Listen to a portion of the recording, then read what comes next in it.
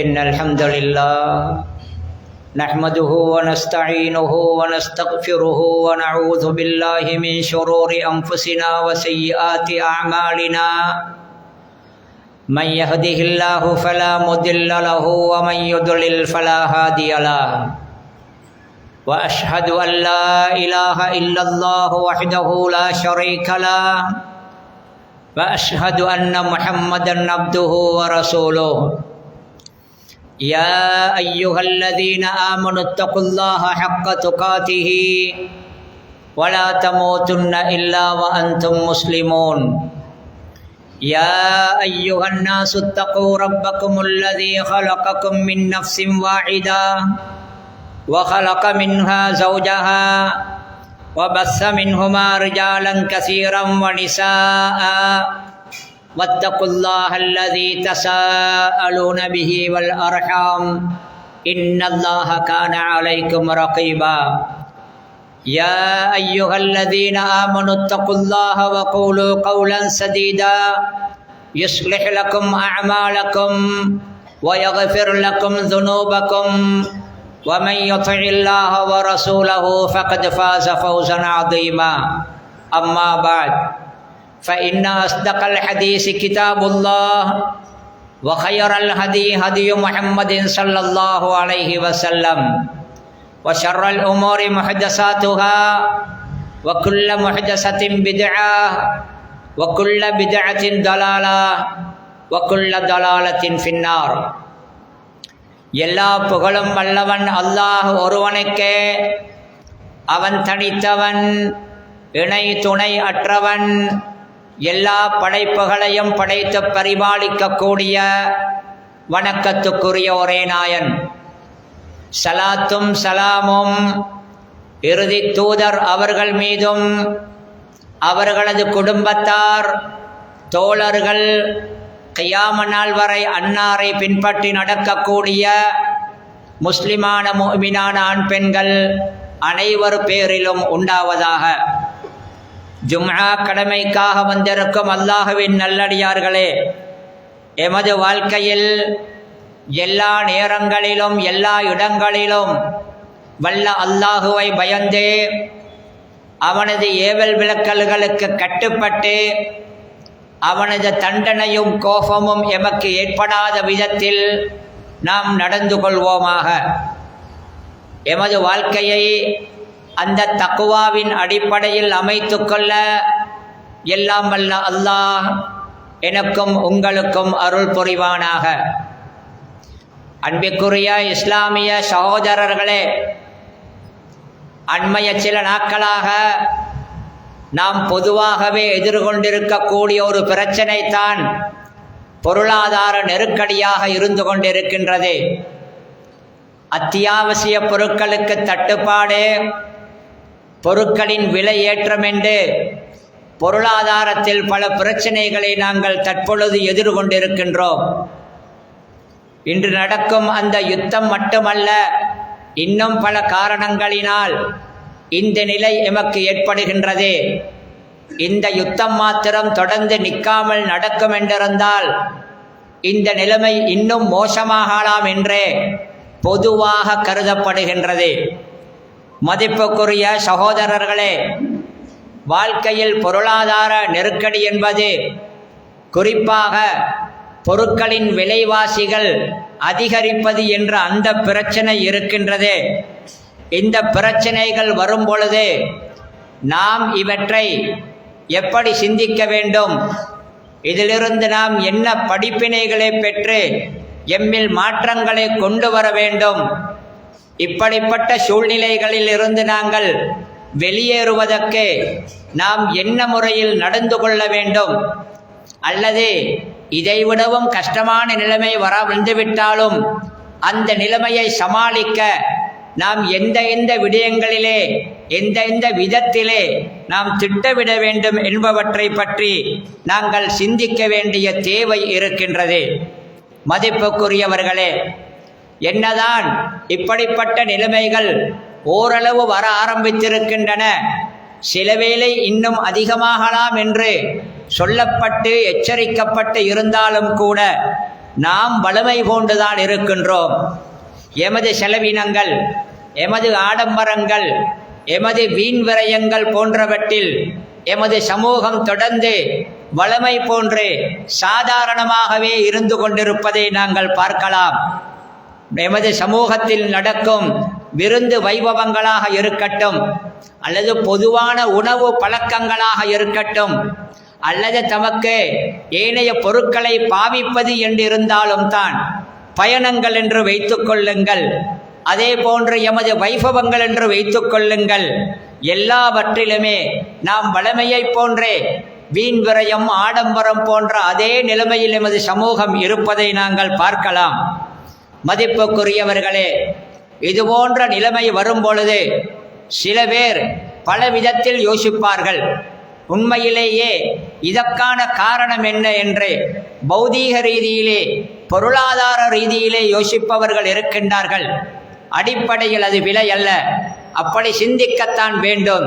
சர்வதேச ரீதியில் நடக்கும் என்ன சம்பவம் காரணம், அல்லது பிராந்திய மட்டத்திலே என்ன காரணம், அல்லது அரசாங்கம் அதிகாரிகளின் ஏதாவது குறைபாடா, இப்படியெல்லாம் இந்த நிலைமை வருவதற்கான காரணங்களை பற்றி சிந்திக்க வேண்டிய பொதுவான தேவை இருக்கின்றது. பெரும்பாலும் நாங்கள் சிந்திக்கின்றோம். ஏதாவது ஒரு கஷ்டம் வரும் பொழுது வாழ்க்கையில், குறிப்பாக இந்த பொருளாதாரத்தில் நெருக்கடிகள், விலைவாசி அதிகரிப்புகள் வரும் பொழுது பெரும்பாலும் நாங்கள் யாரோ ஒரு தரப்பை குறை சொல்லி அவர்களை விமர்சித்து, அதனால் தான் இப்படி, இதனால் தான் இப்படி, அரசாங்கத்தின் திட்டம் நல்லது அல்ல, அதனால் தான் இப்படி நடக்கின்றது, அல்லது அவர்களுடைய செயல்பாடு இவர்களுடைய செயல்பாடு என்று பேசிவிட்டு நாம் சும்மா இருந்து விடுகின்றோம். மதிப்புக்குரியவர்களே, எத்தனையோ காரணங்களை பற்றி இந்த நிலைக்கு நாங்கள் சிந்திப்பவர்கள் முக்கியமான ஒரு காரணத்தை நாங்கள் சிந்திக்க மறந்து விடுகின்றோம். அதுதான் நாம் அல்லாஹுவுடன் இருக்கும் எமது தொடர்பு எப்படி, நாம் அல்லாஹுவுக்கு எந்த அளவுக்கு கட்டுப்படுகிறோம், எம்மால் ஏதாவது பாவங்கள் நடக்கின்றனவா என்றதை பற்றி நாம் பெரும்பாலும் சிந்திக்க மறந்து விடுகின்றோம். யாரோ ஒரு தரப்பு, ஏதோ ஒரு நாடு, அல்லது ஏதோ ஒரு காரணம் என்று பலதை பேசக்கூடிய நாங்கள் பொதுவாகவே வாழ்க்கையில் கஷ்டங்கள் நெருக்கடிகள் வருவதற்கு பிரதானமான காரணம் ஒன்று இருக்கின்றது. அதுதான் அல்லாஹுவுக்கு மாறு செய்வது, பாவங்களிலே ஈடுபடுவது. அதை நாம் சிந்திப்பது கிடையாது. அப்படித்தான் அந்த சிந்தனை வந்தாலும் மற்றவர்கள் செய்யும் பாவத்தை பற்றி நாங்கள் சிந்திப்பதும், மற்றவர்களை திருத்துவதிலே ஈடுபடும் அளவுக்கு எம்மை பற்றி நாமே சிந்திப்பது கிடையாது. எம்மிலே உள்ள குறைகளை ஒவ்வொருவரும் தனித்தனியாக அவரது பாவங்களை பற்றி சிந்தித்து, நான் எந்தெந்த விடயங்களில் அல்லாஹ்வுக்கு மாறு செய்கின்றேன், எனது கொடுக்கல் வாங்கல்கள், எனது சம்பாத்திய முறைகள், எனது செலவின முறைகள், அல்லது அல்லாஹ்வுடைய கடமைகளை நான் நிறைவேற்றும் விதம், அல்லாஹ் தடுத்த விடயங்களில் விட்டும் நான் தூரமாகும் விடயம், இதில் எப்படி எனது நிலைமை என்பதை பார்த்து அதிலே அவரவர் திருந்துவார் என்றிருந்தால் சமூகம் தானாகவே திருந்திவிடும். எம்மில் பலருக்கு இதிலும் இப்படி ஒரு நிலைமை என்னவென்றால், அவர்கள் மற்றவர்களை திருத்துவதில் மாத்திரம் கவனம் செலுத்துவது, மற்றவர்களை திருத்துவதற்கான திட்டங்களை மாத்திரம் விட்டுவிட்டு இருப்பது, நாம் நம்மையே திருத்திக் கொள்வது என்ற ஒரு தேவை இருக்கின்றது. மதிப்புக்குரிய சகோதரர்களே, பொதுவாகவே அல்லாஹு தஆலா அல் குர்ஆனிலே சொல்லுகின்றானே, வமா அஸாபக்கும் மின் முஸீபத்தின் ஃபபிமா கஸபத் ஐதீக்கும், உங்களுக்கு என்ன முசீபத்து சோதனைகள் ஏற்படுகின்றதோ அது எல்லாமே நீங்களே செய்து கொண்டதன் விளைவுதான் என்ற கருத்தில் அல்லாஹ் சொல்லுகின்றான். எனவே நாம் எமது பாவங்களை பற்றி சிந்திக்க வேண்டும். எமது பாவங்களை நாங்கள் உணர்ந்து அதிலிருந்து நாங்கள் விடுபட வேண்டிய தேவை எங்களுக்கு இருக்கின்றது. அலி ரலியல்லாஹு அன்ஹு அவர்கள் சொல்லுகிறார்கள், மா நஸல பலாஉன் இல்லா பிதன்பின் வமா ருஃபிஅ இல்லா பிதௌபத்தின், எந்த ஒரு சோதனையும் பாவத்தை கொண்டே ஒழிய வருவது கிடையாது. அந்த வந்த சோதனை நீங்க வேண்டும் என்றிருந்தால் அந்த பாவத்தை விட்டும் திருந்தி தௌபா செய்வதன் மூலமே ஒழிய அந்த சோதனை நீங்காது என்று சொல்லுகிறார்கள்.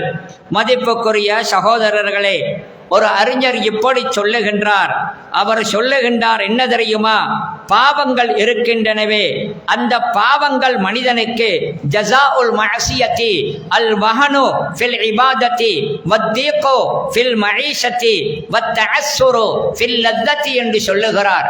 பாவங்களின் விளைவுகளில் உள்ளதுதான் மனிதன் அவனது இபாதத்துகளை பலகீனமாகுவது, இபாதத்துகளிலே ஆர்வம் இல்லாமல் போவது, ஆசை குறைவது இருக்கின்றதே, இது பாவத்துக்கான தண்டனையில் உண்டு. சில பேர் இருக்கிறார்கள், அவர்களுக்கு பாவம் அவர்களினால் நடக்கின்றது, பாவம் செய்வது என்பது புரிகின்றது, அவர்களே நினைப்பார்கள், என்ன தண்டனைகளை காணவில்லையே, இவ்வளவு பாவம் செய்தும் எனக்கு ஒன்றும் நடக்கவில்லையே என்று நாம் நினைக்கின்றோம். பாவத்துக்கான தண்டனை என்பது நோயும் அழிவும் மாத்திரம்தான், அப்படி என்று நினைக்கின்றோம். பாவத்துக்கான தண்டனைகளும் பாவத்தின் மூலம் வரக்கூடிய விளைவுகளில் ஒன்று என்ன தெரியுமா, இபாதத்துகளில் பலகீனம் வருவது, இபாதத்துகளில் ஆசை குறைவது, இபாதத்துகளில் ஆர்வம் குறைவது கூட பாவத்தின் விளைவுகளில் ஒன்றுதான். அதே போன்றுதான் வத்தீகு ஃபில் மஈஷா, வாழ்க்கையில் கஷ்டமும் நெருக்கடியும் வருவதும் பாவத்தின் விளைவுகளில் ஒன்றுதான். எனவே நாம் அதை பற்றி சிந்திக்க வேண்டும். தொடர்ந்து அவர் சொல்லுகிறார், வத்தஅஸ்ஸுரு ஃபில் லத்தா, நாங்கள் வாழ்க்கையில் பாவங்கள் மனிதனினால் நடக்கும் பொழுது அவனுக்கு ஏதோ ஹலாலான ஒரு விடயத்தில் ஒரு இன்பமும் சுகமும் கிடைக்க வந்தாலும் கூட அந்த சுகம் அவனது பாவத்தின் காரணமாக அது அப்படியே, அந்த சுகத்துடைய இன்பம் அப்படியே இல்லாமல் போய்விடும் என்ற கருத்தை அது சொல்லுவதை நாங்கள் பார்க்கலாம்.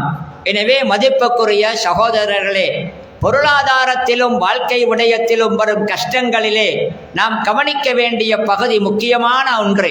இன்னமொரு காரணமும் இருக்கின்றது. நம்மில் இருக்கக்கூடிய சமூகத்தில் பலருடைய ஆடம்பரத்தனமான வாழ்க்கையும் அந்த ஆடம்பரத்தை ஒட்டி வரக்கூடிய வீண் விரயமும் கூட முக்கியமான ஒன்றுதான். பொருளாதாரத்தில் கஷ்டங்களும் நெருக்கடிகளும் வருவதற்கு ஆடம்பர வாழ்க்கை ஒரு காரணம். அந்த ஆடம்பரத்தின் காரணமாகவே அந்த மனிதர்கள் பண்ணக்கூடிய வீண் விரயங்கள் அவர்களுக்கு கஷ்டங்களை கொண்டு வந்து சேர்த்துப்படுவதை நாங்கள் பார்க்கலாம். மதிப்புக்குரியவர்களே, எத்தனை விடயங்களில் நாங்கள் சமூகத்தில் பார்க்கின்றோம். எமது வைபவங்களாக இருக்கட்டும், திருமண நிகழ்ச்சிகளாக இருக்கட்டும், எமது பயணங்களாக இருக்கட்டும், நாம் உடுக்கும் உடைகள், நாம் சுமந்திருக்கும் போன்கள் போன்ற நாம் கட்டும் வீடுகள், இவைகள் எத்தனையிலே நாங்கள் தேவையையும் மீறி அளவுக்கு அதிகமாக ஆடம்பரம் பண்ணி எம்மிலே பல பேர் எவ்வளவு வீண்விரயம் பண்ணுகிறார்கள். நாம் நினைத்து பார்த்தால் ஆச்சரியமாக இருக்கின்றது. மதிப்புக்குரியவர்களே, பணக்காரர்களுக்கு பணம் இருக்கின்றது என்று வீண் விரயம் பண்ணுகிறார்கள். அது ஒரு பகுதி. பணமே இருந்தாலும் கூட வீண் விரயம் கூடாது. பணம் இருந்தால்தான் வீண் விரயம் என்ற பேச்சே வரும். எனவே பணக்காரர்களும் வசதி உள்ளவர்களும் நினைக்க கூடாது, நாம் பணம் இருக்கின்றது தானே, அதனால் நாம் இப்படி செய்யலாம் என்று நினைக்க கூடாது. பணமும் வசதியும் இருக்கும் பொழுது மிக கவனமாக இருக்க வேண்டும். ஆடம்பரமும் வீண் விரயங்களும் வந்துவிடாமல். பணக்காரர்கள் பணத்தை வைத்துக்கொண்டு வீண்விரயம் பண்ணுகிறார்கள். இதில் என்ன பிரச்சனை வருகிறது என்றால், அந்த பணக்காரனின் பெருமைத்தனத்தையும் டாம்பீகத்தையும் பார்த்து வசதி இல்லாத ஏழைகள் நாமும் அப்படி செய்ய வேண்டுமே என்று அவர்கள் கடன்பட்டு கஷ்டப்பட்டு அவர்களும் வீண்விரயம் செய்கிறார்கள். கல்யாண வைபவங்களிலே, வீடுகளை கட்டுவதிலே, இன்னும் எத்தனை விடயங்களிலே நாங்கள் பார்க்கின்றோம். அவருக்கு உண்மையிலே வசதி கிடையாது, அவர் ஏழை. ஆனாலும் பணக்காரர்கள் செய்யும் அளவுக்கு நானும் எனது வீட்டு வைபவத்தை செய்ய வேண்டுமே, நானும் வீடு கட்ட வேண்டுமே, நானும் வாகனம் எடுக்க வேண்டுமே என்று கடன்பட்டு கஷ்டப்பட்டு தனது தேவைக்கு அப்பால் போய் தனது வறுமையை இன்னும் அதிகரித்துக் கொள்ளக்கூடிய பல பேர் இருப்பதை நாங்கள் பார்க்கின்றோம். மதிப்புக்குரிய சகோதரர்களே, பொருளாதார நெருக்கடியாக இருக்கின்றது, வரும் வருமானம் போதாது என்று புலம்பக்கூடிய பல பேரை நீங்கள் பார்க்கலாம். அதில் பல பேருடைய நிலைமை என்ன தெரியுமா? அவர்களுக்கு கிடைக்கும் வருமானம் நல்லதுதான், நல்ல சம்பளம், நல்ல வருமானம் கிடைக்கின்றது. ஆனால் தேவையையும் அத்தியாவசியமானதுக்கும் அப்பால் ஆடம்பரத்துக்கும் வீண்விரயத்துக்கும் செலவழிப்பதன் காரணமாக கை நிறைய பணம் கிடைத்தாலும் போதாதே என்ற நிலைமைக்கு பல பேர் போய்விடுகின்றார்கள். அந்த நிலைமையை இன்று எங்களுக்கு பார்க்கலாம். கை நிறைய பணம் இருக்கின்றது, செலவு போக மிச்சப்படுத்தலாம், தர்மம் செய்யலாம். ஆனாலும் ஆடம்பர மோகத்தில் கண்டதிலெல்லாம் செலவழித்து விட்டு போதாதே என்று புலம்புபவர்கள் இருக்கின்றார்கள். தேடி பார்த்தால் அத்தியாவசிய தேவையொன்றுக்காக அவர்கள் செலவு செய்திருக்க மாட்டார்கள், ஆடம்பரத்திற்காக செலவு செய்திருப்பார்கள். மதிப்புக்குரிய சகோதரர்களே, இந்த ஆடம்பரம் என்பதும் பெருமைத்தனமான வாழ்க்கை என்பதும் பெரும்பாலும் பணக்காரர்களிடத்தில் வரும் ஒன்று. அந்த பணக்காரர்கள், வசதி படைத்தவர்கள் அல்லாஹுவை மறந்து எல்லை மீறி அவர்கள் ஆடம்பரத்திலும் இந்த வீண்விரயத்திலும் ஈடுபடும் பொழுது அதற்காக அவர்கள் அல்லாஹ்வின் கட்டளையை மீறுவதனால் ஏற்படக்கூடிய பாதிப்பு அவர்களுக்கு மட்டும் வராமல் ஊருக்கே சில நேரம் வந்துவிடுகின்றது. அல்லாஹ் அல் குர்ஆனிலே ஒரு ஆயத்தை சொல்லுகிறான், கவனிக்க வேண்டிய ஒரு ஆயத்து. ஏதோ பணம் உள்ளவர்கள், பெரிய கோடீஸ்வரர்கள், அவர்கள் இஷ்டப்படி அவர்கள் கண்டபடி செலவழித்து ஆடம்பரமாக வீண்விரயம் பண்ணுகிறார்கள் என்பதனால் அவர்களுடன் மாத்திரம் அதன் விளைவு நின்று விடாது. வஇதா அரத்னா அன் நுஹ்லிக கர்யதன் அமர்னா முத்ரஃபீஹா ஃபஃபஸகு ஃபீஹா ஃபஹக்க அலைஹில் கௌலு ஃபதம்மர்னாஹா தத்மீரா. நாம் ஒரு கிராமத்தை, ஒரு ஊரை அழிக்க நாடினால் அதில் ஆடம்பரமாக வசதியாக வாழக்கூடியவர்கள் பாவம் செய்யும் நிலைமையை நாங்கள் ஏற்படுத்துவோம். அவர்களுக்கு இதுதான் சட்டம், இதுதான் மார்க்கம், இப்படித்தான் நடக்க வேண்டும் என்று நாங்கள் சொல்லுவோம். அவர்கள் பணம் இருக்கும் திமிரினால் அவர்கள் அதையெல்லாம் மறந்துவிட்டு ஃபஸகு ஃபீஹா, அந்த ஊரிலே அவர்கள் பாவங்களில் ஈடுபடுவார்கள். ஃபஹக்க அலைஹில் கௌலு, அந்த ஊருக்கு தண்டனை கொடுப்பது என்பது முடிவாகி ஃபதம்மர்னாஹா தத்மீரா, அந்த ஊரை நாங்கள் அப்படியே அழித்து விடுவோம் என்று அல்லாஹ் சொல்லுவதை நாங்கள் பார்க்கலாம். எனவே மதிப்புக்குரிய சகோதரர்களே, அந்த வீண் விரயம், ஆடம்பரம் போன்றவர்களை நாங்கள் தவிர்க்க வேண்டும். எம்மிடத்திலே உள்ளதையும் கிடைப்பதையும் கொண்டு திருப்தியாக வாழக்கூடிய மனப்பக்குவம் வேண்டும். வாழ்க்கையிலே கஷ்டங்கள், பொருளாதாரத்தில் செலவுகளில் நெருக்கடிகள் வராமல் இருப்பதற்கு நாம் செலவு செய்யும் பொழுது கவனமாக, சிக்கனமாக செலவு செய்ய வேண்டும். நாம் நினைக்கின்றோம் வாழுவதற்கு அப்படி அறிவிருந்தால் போதும், இப்படி அறிவிருந்தால் போதும் என்று பலதை நினைக்கின்றோம். எமது வாழ்க்கை சீராக போவதற்கு, அதில் நெருக்கடிகள் வராமல் இருப்பதற்கான அறிவில் ஒன்றுதான். அபூ தர்தா ரலியல்லாஹு அன்ஹு அவர்கள் சொல்லுகிறார்கள், இன்ன மின் ஃபிக்ஹி ரஜுலி ரிஃப்கஹு ஃபீ மஈஷத்திஹி. ஒரு மனிதனிடம் நல்ல அறிவு இருக்கின்றது என்பதற்கான அடையாளங்களில் ஒன்று என்ன தெரியுமா? அவன் வாழ்க்கையிலே அதற்கான செலவினங்களை செய்யும் பொழுது நடுத்தரமாக, சிக்கனமாக, கவனமாக செலவுகள் செய்வது. ஒரு மனிதனுக்கு அறிவு இருக்கின்றது, விளக்கம் இருக்கின்றது என்பதற்கான அடையாளம் என்று சொல்லுகிறார்கள். பல சந்தர்ப்பங்களில் கையில் இருப்பதை கண்டபடி செலவழித்து விட்டு அதற்கு பின்னால் அதுவெல்லாம் முடிந்ததன் பின்னால் தனது அடிப்படை தேவைக்கு கூட வசதியில்லாத நிலைக்கு போகக்கூடிய பலரை நாங்கள் பார்க்கின்றோம். அன்பிற்குரியவர்களே, விலைவாசிகள் அதிகரித்திருக்கும் நிலைமை, அது இன்னும் அதிகரிக்கலாம் என்ற அச்சம், எரிபொருளுக்கு உண்மையிலே ஒரு தட்டுப்பாடு வருவதற்கான ஆபத்து இருக்கின்றது. ஓரளவு அது வந்துவிட்டது. எரிவாயு கேஸ் இருக்கின்றது, அதிலும் கூட கஷ்டம் எமக்கு கொஞ்சம் கண்ணுக்கு தெரிகின்றது. இவைகளின் விலையேற்றம் என்பது இதிலே விலை அதிகரிப்போ அல்லது இதை கிடைக்குவதற்கு கஷ்டமான நிலைமை என்பது அதனுடன் மாத்திரம் நின்று விடாது. எரிபொருள் போன்றவற்றில் விலை அதிகரிப்பு என்பது எமது வாழ்க்கைக்கு தேவையான எல்லா பொருளிலும் அது தாக்கம் செலுத்தும். எல்லா பொருட்களிலும் விலைகளும் உயர்ந்துவிடும், அதிகரிக்கப்பட்டுவிடும். அந்த நிலைமை வரும் பொழுது நாம் மிச்சம் கவனமாக அந்த நிலைமையை சமாளிக்க தெரிந்திருக்க வேண்டும். மதிப்புக்குரியவர்களே, என்னதான் இருந்தாலும் ஒரு சில மாதங்களுக்கு முன்னால் இருந்த நிலைமை இப்பொழுது இல்லைத்தான். இது போன்ற நிலைமை நாங்கள் வரும் பொழுது இதிலே சில தரப்பினர்கள் சமூகத்திலே மிக கவனமாக செயல்பட வேண்டும். அவர்கள் இதில் மிக கவனமாக ஒரு பொதுவான நலனை கருத்தில் கொண்டு சுயநலமில்லாமல் செயல்பட வேண்டும். பொருட்களுக்கு தட்டுப்பாடு வருகின்றதா அல்லது பிரதானமான அத்தியாவசிய பொருட்களின் விலைகள் அதிகரிக்கின்றதா, அந்த நேரத்தில் குறிப்பாக வியாபாரிகள் கவனமாக இந்த நிலைமையிலே மனித நேயத்துடன் நடந்து கொள்ள வேண்டிய தேவை இருக்கின்றது. இதுபோன்ற விலைவாசிகள் அதிகரிக்கும் சந்தர்ப்பங்களிலே அல்லது அத்தியாவசிய பொருள்களுக்கு தட்டுப்பாடு வரும் சந்தர்ப்பங்களிலே நாங்கள் பார்க்கின்றோம், வியாபாரம் செய்யக்கூடிய வியாபாரிகள், அதிலும் குறிப்பாக மக்களுக்கு அத்தியாவசிய பொருட்கள் தேவைப்படுகின்றனவே அந்த பலசரக்குகள் போன்ற பொருட்களை வியாபாரம் செய்பவர்கள், அடுத்தது கூலிக்கு வாகனங்களை ஓட்டக்கூடிய ஓட்டுநர்கள், அவர்களிலே 3 வீலர் போன்றவற்றை ஓட்டக்கூடியவர்களும் தான், ஏனைய வாகனங்களை கூலிக்கு ஓட்டக்கூடிய ஓட்டுநர்களும் தான். அவர்கள் நியாயமாக அவர்களின் பொருட்களின் விலையையோ அல்லது கூலியையோ அவர்கள் அதிகரிப்பது பிழை அல்ல. ஆனால் அதில் பல பேரை நாங்கள் பார்க்கின்றோம், இதுதான் சந்தர்ப்பம் என்று அதை காரணமாக சொல்லிக்கொண்டு நியாயமே இல்லாமல் 1க்கு 10ஆக விலைகளை அதிகரித்து மக்களுக்கு சிரமத்தை கொடுக்கக்கூடிய நிலைமையை நாங்கள் பார்க்கின்றோம். மதிப்புக்குரியவர்களே, கஷ்டம் வரும் ஒரு நிலைமை வந்துவிட்டால் எல்லோருக்குமே பொதுவாக வரும் ஒரு நிலைமையை தனக்கு சாதகமாக பயன்படுத்தி தான் வாழ்ந்தால் போதும், எனக்கு கை நிறைய பணம் வந்தால் போதும் என்ற எண்ணத்தில் சமூகத்தை நினைக்காமல் செயல்படுவது நல்லது அல்ல. மதிப்புக்குரியவர்களே, ஒன்றை வியாபாரிகளும் இது போன்றவர்களும் உணர வேண்டும்.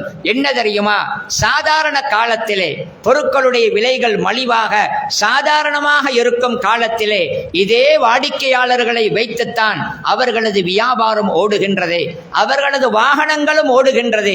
இதே வாடிக்கையாளர்கள் மூலமாகத்தான் அவர்கள் சாதாரண காலத்திலே சம்பாதிக்கின்றார்கள் என்றிருந்தால் கஷ்டம் வரும் பொழுது அதே மக்களுக்கு இவர்கள் கஷ்டம் கொடுக்காமல் அந்த மக்களின் கஷ்டத்தில் இவர்களும் பங்கெடுக்க வேண்டும்.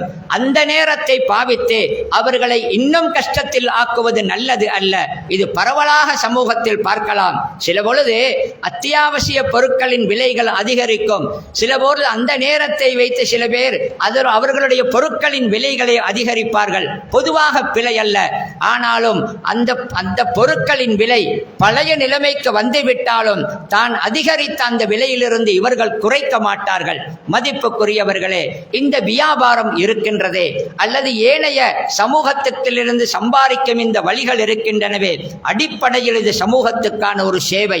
ஒருவர் ஒரு ஊரிலே ஒரு கடையை நடத்தி அதில் மக்களுக்கு தேவையான பொருள்களை வைத்து வியாபாரம் செய்கின்றார் என்றிருந்தால் ஒரு விதத்தில் அவர் அந்த ஊருக்கு சேவை செய்கின்றார் என்றுதான் அர்த்தம்.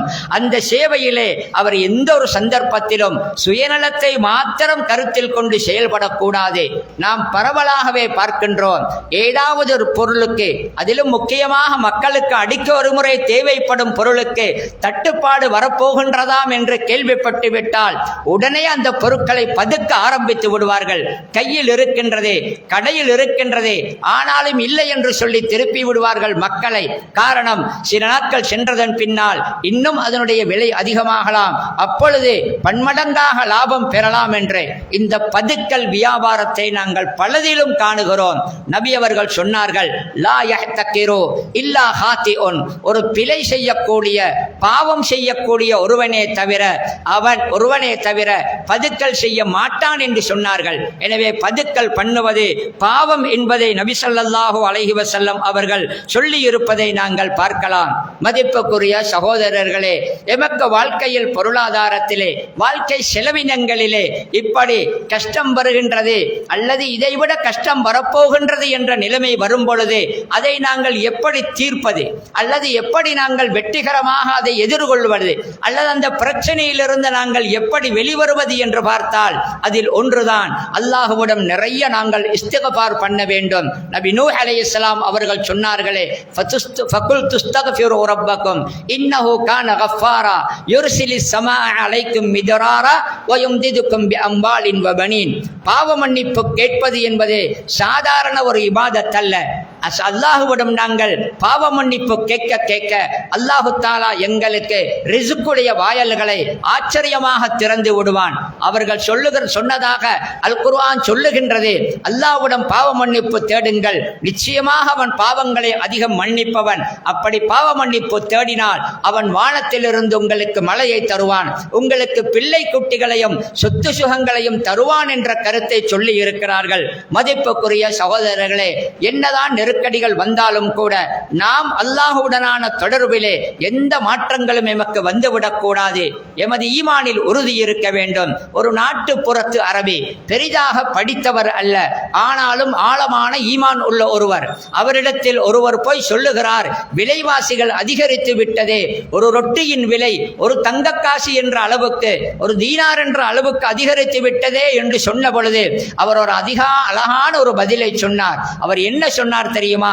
ஒரு ரொட்டியின் விலை ஒரு தீனார் அல்ல, அந்த ரொட்டிக்கு வரக்கூடிய மா இருக்கின்றதே, அது தயாரிக்கப்படும் கோதுமையில் ஒரு கோதுமை மணியின் விலை ஒரு தீனார் அளவுக்கு உயர்ந்தாலும் கூட அஅபுது ரப்பி கமா அமரனி வயர்சுக்னி கமா வஅதனி, அல்லாஹ் எனக்கு எப்படி ஏவினானோ அப்படி நான் அவனை இபாதத்து செய்வேன். நான் அவனையே நம்பி அவனது இபாதத்துகளிலே எந்த குறையையும் வைக்க மாட்டேன். வயர்சுக்னி கமா வஅதனி, அவன் வாக்களித்தபடிக்கு எனக்கு அவன் ரிசுக்கை தருவான் என்று சொன்னார்கள். மதிப்புக்குரியவர்களே, நாம் அல்லாஹ்வுடனான தொடர்பை எந்த மாற்றமும் இல்லாமல் சரியான வழியில் முழுமையாக வைப்போம் என்றிருந்தால் வாக்களித்த அல்லாஹ் எங்களுக்கு ரிசுக்கை தருவான். அடுத்ததாக இந்த தவக்குள் மட்டும் போதாது, இம்மிடத்திலே சிக்கனமும் திட்டமிடலும் இருக்க வேண்டும். எல்லாம் சரிவரும், என்னதான் கூடினாலும் சமாளிக்கலாம் என்று வெறுமனே நாங்கள் இருக்கக்கூடாது. எம்மிடத்தில் முதலாவது எமது செலவினங்களிலே சிக்கனம் இருக்க வேண்டும். அடுத்ததாக எம்மிடத்தில் ஒரு திட்டம் இருக்க வேண்டும். இப்படிப்பட்ட அசாதாரண சூழ்நிலைகள் வந்தால் அதை எப்படி நாங்கள் கையாளுவது என்பதையும் எதிர்கொள்வது என்பதற்கும் எம்மிடத்திலே அந்த சிக்கனம் என்பதும் திட்டமிடல் என்பதும் இருக்க வேண்டும். நல்லடியார்கள் அப்படித்தான், உலோபித்தனம் பண்ணவும் மாட்டார்கள், கண்டபடி வீண்விரயம் செய்துவிட்டு செலவுக்கு வழி இல்லாத ஒரு கஷ்டமான நிலைமைக்கும் போக மாட்டார்கள். அல்லாஹ் நல்லடியார்களின் குணங்களை பற்றி சொல்லும் பொழுது சொல்லுகின்றான் தானே, வல்லதீன இதா அன்ஃபகு லம் யுஸ்ரிஃபு வலம் யக்துரு வகான பைன ذلك கவாமா. நல்லடியார்கள் இபாதுர் ரஹ்மான், ரஹ்மானின் அடியார்களுடைய குணங்களில் ஒன்றுதான் என்ன தெரியுமா? செலவு செய்யும் பொழுது அவர்கள் எப்படி இருப்பார்கள் தெரியுமா? வீண்விரயம் பண்ணவும் மாட்டார்கள், அதே நேரத்தில் உலோபித்தனம் பண்ணவும் மாட்டார்கள். வகான பைன ذلك கவாமா, அந்த இரண்டு நிலைகளுக்கு இடையில் நடுத்தரமாக நடந்து கொள்வார்கள் என்ற அந்த கருத்தை அல்லாஹ் தஆலா நல்லடியார்களின் குணமாக சொல்லுவதை நாங்கள் பார்க்கின்றோம். மதிப்புக்குரிய சகோதரர்களே, எங்களுக்கு குறிப்பாக வாழ்க்கையில் பொருளாதாரத்தில் நெருக்கடி, விலைவாசி பொருட்களின் விலையேற்றம் போன்ற இந்த கஷ்டங்கள் வரும் நேரத்திலே அது இன்னும் அதிகரிக்கலாமோ என்ற ஊகங்கள் கணிப்புகள் இருக்கும் நேரத்திலே நாம் இப்படித்தான் நடக்க வேண்டும். செலவுகளை குறைத்துக் கொள்ள வேண்டும், சிக்கனப்படுத்த வேண்டும். அடுத்தது, அந்த நிலைமை இப்படி வந்தால் அந்த நிலைமையை சமாளிக்க திட்டம் இருக்க வேண்டும். நபி யூசுப் அலைஹிஸ்ஸலாத்துடைய வரலாறை நீங்கள் பார்க்கலாம். என்னதான் கஷ்டம் வந்த வந்தாலும் கூட, அது என்னதான் இன்னும் அதிகமாகினாலும் கூட, நாம் மாத்திரம் கவனமாக திட்டமிட்டு விட்டால், நாம் மாத்திரம் கவனமாக அதை எதிர்கொள்ள நாங்கள் சரியான முறையில் நடந்து விட்டால் அந்த கஷ்டத்தை சமாளித்து விடலாம். நபி யூசுப் அலைஹிஸ்ஸலாம் அவர்களுடைய வரலாறு எங்களுக்கு தெரியும். அவர்கள் சிறையிலே அநியாயமாக அடைக்கப்பட்டு பல வருடங்கள் சிறையில் இருந்தார்கள். அந்த காலத்திலே அந்த நாட்டில் இருந்த ராஜா ஒரு கனவு காணுகிறார். அந்த கனவு அவருக்கு குழப்பமாக இருக்கின்றது. பலரிடம் பயன் கேட்டு பயனில்லை. அந்த கனவுக்கான பலனை பலரிடம் கேட்டு கிடைக்கவில்லை. நபி யூசுப் சிறையில் இருப்பவர் நன்றாக கனவுக்கு பலன் சொல்வதாக செய்தி கிடைக்கின்றது. அந்த யூசுப் அலைஹிஸ்ஸலாத்தை அந்த மன்னர் தெரிவித்து அந்த யூசுப் அலைஹிஸ்ஸலாத்திடம் கேட்கின்றார், நான் இப்படி ஒரு கனவு கண்டேன், இதன் பலன் என்ன, என்ன நடக்க போகின்றது என்று கேட்க நபி யூசுப் அலைஹிஸ்ஸலாம் அவர்கள் சொல்லுகிறார்கள், தொடர்ந்து பல வருடங்களாக நல்ல விளைச்சல்கள் இருக்கும், பொருளாதாரம் விவசாயத்தின் விளைச்சல்கள் எல்லாம் நன்றாக இருக்கும். ஆனால் அதற்கு பின்னால் தொடர்ந்து 7 வருடங்களுக்கு கடுமையான ஒரு பஞ்சம் வரும். அந்த பஞ்சம் வரும் என்பது அந்த பலனை சொல்லிவிட்டு அதை எப்படி சமாளிப்பது என்பது பற்றி அதற்கான ஒரு அழகான திட்டத்தை யூசுப் அலைஹிஸ்ஸலாம் சொன்னார்கள். இன்றைக்கு கூட முஸ்லிம் அல்லாத பொருளாதார வல்லுநர்கள் கூட ஆச்சரியமாக சொல்லும் ஒரு திட்டம் தான் பொருளாதார நெருக்கடிகள் எதிர்கொள்ளும் பொழுது எப்படி நடக்க வேண்டும் என்று யூசுப் அலைஹிஸ்ஸலாம் சொன்னதாக அல்லாஹ் அல் குர்ஆனிலே சொல்லுகிறான். தஸ்ரஊன சபஅ சினீன தஅபா ஃபமா ஹஸத்தும் ஃபதரூஹு ஃபீ சும்புலிஹி இல்லா கலீலம் மிம்மா தஅகுலூன். யூசுப் அலைஹிஸ்ஸலாம் சொன்னார்கள், இன்னும் சில வருடங்களுக்கு பின்னால் கடுமையான பஞ்சம் வர இருக்கின்றது.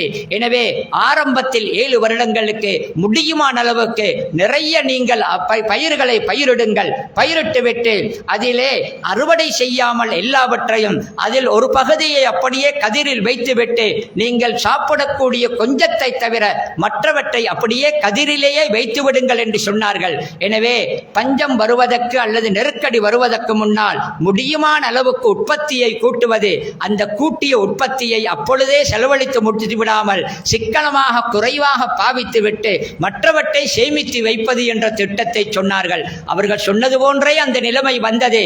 அந்த நிலைமையை அந்த நாடே எதிர்கொண்டு வெற்றிகரமாக கடந்தது என்பதை நாங்கள் அந்த நபி யூசுப் அலைஹிஸ்ஸலாம் அவர்களுடைய வரலாறிலே எங்களுக்கு பார்க்கலாம். எனவே மதிப்புக்குரிய சகோதரர்களே, இந்த பின்னணிகளில் நாங்கள் சிந்திப்போம் என்றிருந்தால் எமக்கு வரும் பிரச்சனைகள் விடயத்தில் இருந்து எமக்கு இலேசாக விடுபட்டு விடலாம், அல்லது அதை சமாளித்து விடலாம், அல்லது அதனால் வரும் பாதிப்புகளை குறைத்து விடலாம் என்பதை நாங்கள் உணர்ந்து கொள்ள வேண்டும். வல்ல அல்லாஹ் எம் அனைவருக்கும் அருள் புரிவானாக. வ ஆகிரு தஅவானா அனில் ஹம்துலில்லாஹி ரப்பில் ஆலமீன்.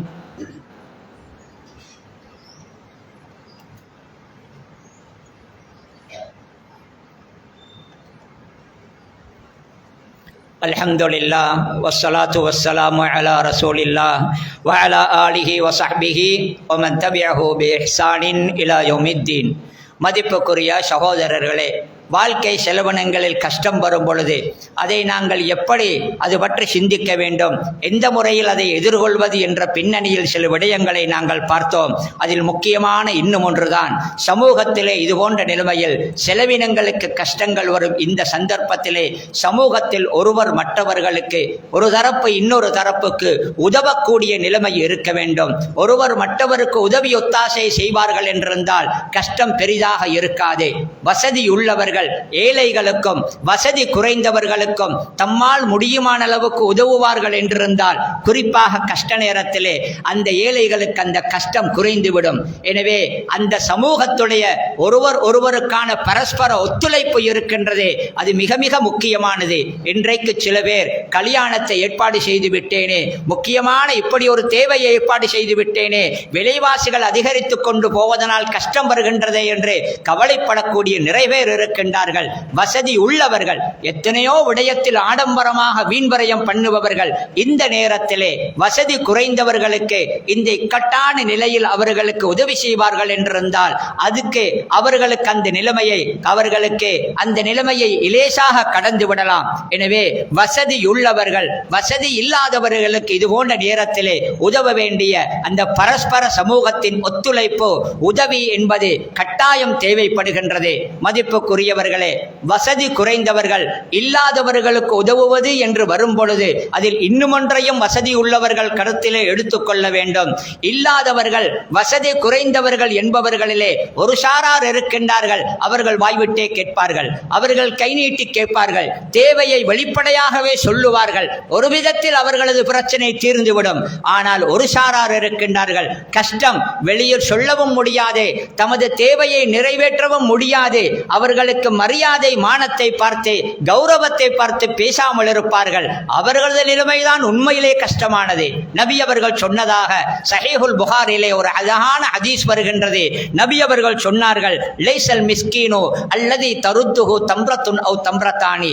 உண்மையிலேயே ஒரு ஏழை அவன் மக்களிடத்திலே தனது தேவையை வெளிப்படையாக சொல்லி மக்களிடத்திலே கேட்டு அவனுக்கு ஒரு ஈச்சப்பழமோ அல்லது 2 ஈச்சப்பழமோ கிடைக்கின்றது, அல்லது ஒரு படி உணவோ அல்லது 2 படி உணவோ கிடைக்கின்றது. உண்மையிலே அவன் ஏழை அல்ல, அவனது வேலை முடிந்து விடுகின்றது. உண்மையான ஏழை யார் தெரியுமா? உண்மையிலே ஏழை யார் தெரியுமா? நபி அவர்கள் சொன்னார்கள், வலாக்கினில் மிஸ்கீனு அல்லதி லைஸ இந்தஹு கினன் யுக்னீஹி வலா யுதஃபத்தனு லஹு ஃபயுதஸத்தக அலைஹி வலா யஸ்அலுன் நாஸ. சில பேர் இருக்கின்றார்கள், அவர்களது நிலைமை பரிதாபம். உண்மையிலே அவர்கள் தான் ஏழை. ஏன் தெரியுமா? அவர்களிடத்தில் செலவழிப்பதற்கு பணமும் கிடையாது.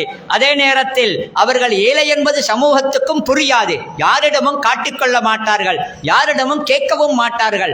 அவர்களின் நிலைமைதான் உண்மையிலே பரிதாபம் என்று சொன்னார்கள். உண்மையிலே அப்படி பரிதாபப்பட்ட கௌரவமான ஏழைகள் சமூகத்தில் இருக்கிறார்கள். வசதி உள்ளவர்கள் உதவிகள் செய்யும் பொழுது அவர்களை தேட வேண்டும், அவர்களை தேடித்தான் கொடுக்க வேண்டும். மற்றவர்கள் பெரும்பாலும் உங்களை தேடி வருவார்கள். எனவே உதவிகள் செய்யும் பொழுது அந்த வசதி குறைந்தவர்கள் விடயத்தில் இந்த விடயத்தையும் நாங்கள் கருத்தில் கொள்ள வேண்டும். ஜக்காத்து நாங்கள் கடமையாகும் ஜக்காத்துகளை கொடுப்பதில் பிற்படுத்தக்கூடாது. தர்மங்கள், மேலதிகமான தர்மங்களை கொடுப்பதிலே நாங்கள் கவனம் செலுத்த வேண்டும். எமது சமூகத்திலே ஒரு பழக்கம் இருக்கின்றது. ரமதான் முடிந்த புதிதில் நாங்கள் இருக்கின்றோம். சில பணக்காரர்கள், வசதி உள்ளவர்கள் இருக்கின்றார்கள், ரமதானிலே ஜக்காத்து கொடுப்பார்கள். அது ஒரு நல்லம் தான். பொதுவாக ஜக்காத் என்பது ரமதானுக்கு மட்டும் உள்ளது அல்ல. ரமதானிலே ஜக்காத்தை எல்லாம் கணக்கு பார்த்து ஜக்காத்து தொகையை ஒதுக்கி வைத்துக் கொண்டு ஏழைகளுக்கும் மற்றவர்களுக்கும் கொடுப்பார்கள். ரமதான் முடிந்து பின்னால் அவர்களிடத்தில் யாராவது ஒரு குமரு காரியம் அல்லது கடன் தொல்லை அல்லது வாழ்க்கையில் ஏதாவது தேவையான கல்வி, நோய் இது போன்றவைகளுக்கு வந்துவிட்டால், நீங்கள் ஏன் நோம்பில் வரவில்லை, ரமதானில் வரவில்லை, இனி அடுத்த ரமதான் தான் என்று அவர்களை திருப்பி அனுப்புவார்கள். மதிப்புக்குரிய சகோதரர்களே, ரமதானுடன் மாத்திரம் எமது தான தர்மங்கள் நின்றுவிடக்கூடாது. ஜக்காத்து எப்பயுமே கடமையாகும் நிலைமையில் உள்ளது. ஒவ்வொருவருமே ரமதானில் அல்ல வியாபாரத்தை ஆரம்பிப்பது என்பது வேறு விடயம். ஜக்காத்து கடமையானதை கொடுத்தாலும் கூட மேலதிகமான தர்மம் என்று ஒன்று இருக்குது, சுன்னத்தான சதக்கா என்று ஒன்று இருக்கின்றது. அந்த சதக்காவுக்கு நாங்கள் நிறைய பழக வேண்டும். அது ரமதான் அல்லாத காலங்களிலும் கொடுப்பது நல்லதுதான். அது கொடுப்பதற்கு நன்மை இருக்கின்றது. சமூகத்துக்கும் கட்டாயமாக அதற்கான தேவைகள் இருக்கின்றது என்பதை வசதி உள்ளவர்கள் உணர்ந்து கொள்ள வேண்டும். வல்ல அல்லாஹ் அனைவருக்கும் விளக்கத்தை தருவானாக. யா அல்லாஹ், எமது பாவங்களை மன்னிப்பாயாக, எமது தாய் தந்தையர்கள் உஸ்தாதுமார்களுடைய பாவங்களை மன்னிப்பாயாக. எங்கெல்லாம் முஸ்லிம்கள் கஷ்டப்படுகின்றார்களோ அங்கே முஸ்லிம்களுக்கு விடிவையும் அவர்களுக்கு விமோசனத்தையும் கொடுப்பாயாக. வாஹிரு தஅவானா அனில் ஹம்துலில்லாஹி ரப்பில் ஆலமீன்.